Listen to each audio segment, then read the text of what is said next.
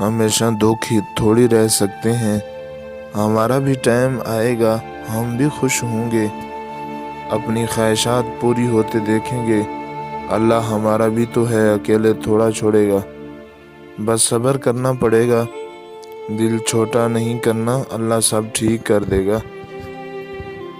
لوگ تکلیف دے رہے ہیں، بات بات پر تانا دے رہے ہیں، تہمتیں لگا رہے ہیں، تو آپ ایک بات کو یاد رکھیں کہ وہ رب کچھ نہیں بھولتا، وہ واقف ہے ہر زخم سے۔